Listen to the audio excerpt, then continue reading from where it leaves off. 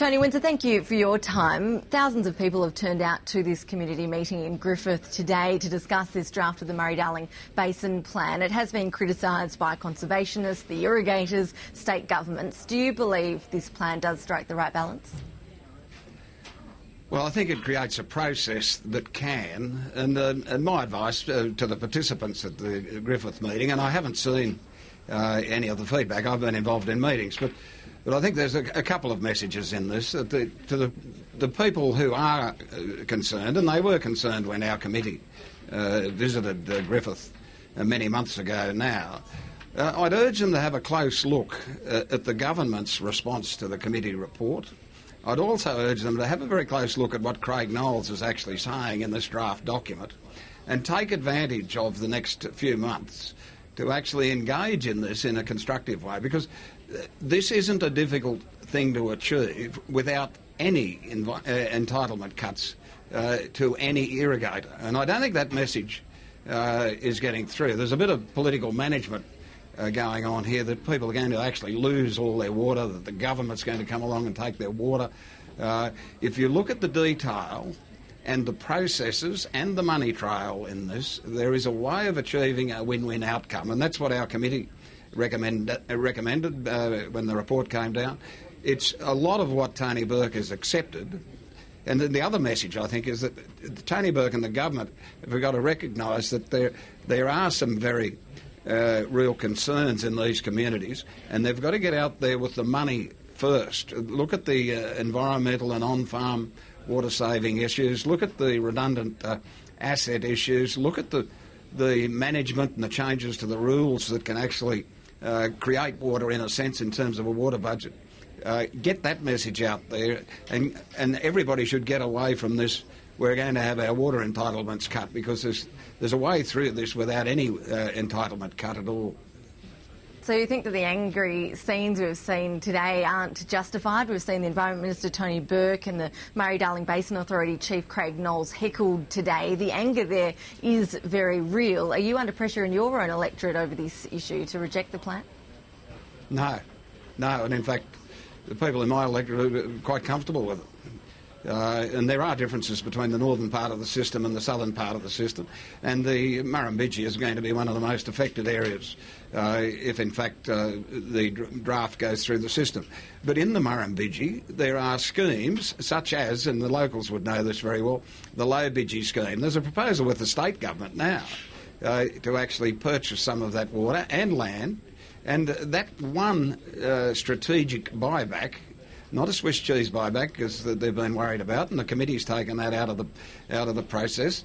That one strategic buyback could in fact alleviate a lot of the concerns that the Griffith people have. Changes to the rules and regulations that the states have. Some additional funding for management and metering of the river system. These are all issues that need to be addressed. And what they effectively do is have an impact on this so-called number, both in a positive and negative way. So I'd suggest people want to be a bit more constructive about this. Simon Crean and others, the Minister and Craig Knowles, our committee, we were asked to put this up. But those four groups are saying that we want to engage in some degree of localism here, that if you can get some sort of way through this, which Low Bidgee proposal does, which the Condamine Ballon does in the north, strategic purchases of water from people who actually do want to sell it, not Swiss cheese forced sellers. A lot of the investment in infrastructure on farm and in some of the environmental icon side arrangements. It's not that difficult, but if the community, and this is the politics of this, I guess, if the community wanted taken out of their hands and placed back in the bureaucrats' hands, that's a potential outcome of this as well. And I think that'd be the worst outcome, because it removes the sort of localism input that people have been asking for. Well, we have seen Tony Abbott there today in Griffith. He got a hero's welcome. The Greens have already flagged they won't be supporting this plan in the Parliament. If the coalition doesn't, then the plan could fall over. What would that mean, do you think, for the Murray-Darling Basin? Well, a high degree of uncertainty, and that'd be the worst thing, particularly for the people in Griffith.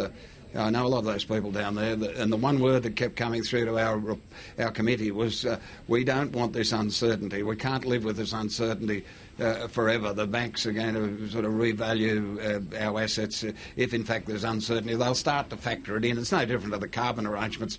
The smart money's factoring carbon into their future projections now. They'll do exactly the same thing if we end up in a quagmire again. But there is a test for Tony Abbott and the states in this, in a sense.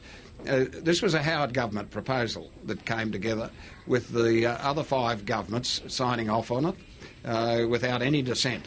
Now, either they want a rearranged Murray-Darling and improved, a healthier system, Murray-Darling, and it's a message for the Greens as well. Either they want to take a step forward. Are you accusing Tony Abbott of playing politics here, Tony Windsor? Well, I didn't hear what he had to say.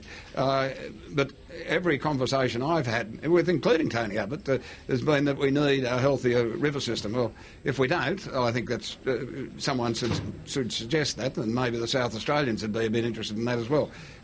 What I'm saying is that the worst thing that can happen here, if people want to just take political advantage of this, is to create uncertainty, because the victims will be the people of Griffith and the South Australians. They'll be the major victims. There'll be some people in the Murray-Goulburn area in Victoria as well, and perhaps a few other casualties. Now, if people want to take political advantage of that pain and uncertainty, that's their decision. I would have thought, seeing all those governments and oppositions actually signed off on this particular arrangement, that the 2007 Water Act started the process under John Howard, that we move towards a healthier system and find ways and means of developing up a plan. I would have thought that was a more constructive way of dealing with this, rather than trying to put out spot fires here, there and everywhere. But if that's what the states, or in fact the coalition, want to do in conjunction with the Greens, I think they should be honest with people and actually tell them sooner rather than later. Tony Windsor, just finally, you and your parliamentary colleagues have won a pay rise today. The base salary for MPs is going up to $185,000 a year. Do you think you deserve it? Well, that's for others to judge. I've never believed that members of parliament are underpaid. I've never said that. I know that's the populist thing to say, that people can do it for nothing. There are young members of parliament with young families, etc. But irrespective of what I think, and I give, like a lot of other members of parliament, I give some of my salary away to charities as well. But this is an independent process now. People argued for many years that the politicians shouldn't be able to vote themselves a pay rise. Well, we can't. It is an independent process, and I think, and I haven't seen all the data on this morning either, I think what they've come up with is at the lower end of the recommended range rather than at the higher end. I spoke to John Condy in the Remuneration Tribunal. I had an interview with him. I have been a supporter of the study leave arrangement. I think we need our parliamentarians, and they'll be able to do it under these arrangements too, but it'll be out of their own salary, so they'll probably be less reluctant to do it. But I thought the study leave once every term of parliament was a positive thing, and I think we need our members of parliament to actually get out and look at what's happening in the world. I've learned a lot about renewable energy and some of the climate change issues through 2 of those trips in 10 years, and I was a bit disappointed that's gone. I would have rather traded off salary for that, but others have got a different view. Mr Windsor, before we let you go, I'm keen to get your take on the latest round of Labor leadership speculation we've all heard so much about. From your unique perspective on the Labor Party, how likely do you think it is that Kevin Rudd will return as leader before the next election? Well, I don't follow it terribly closely. Obviously, the political parties will make their own arrangements.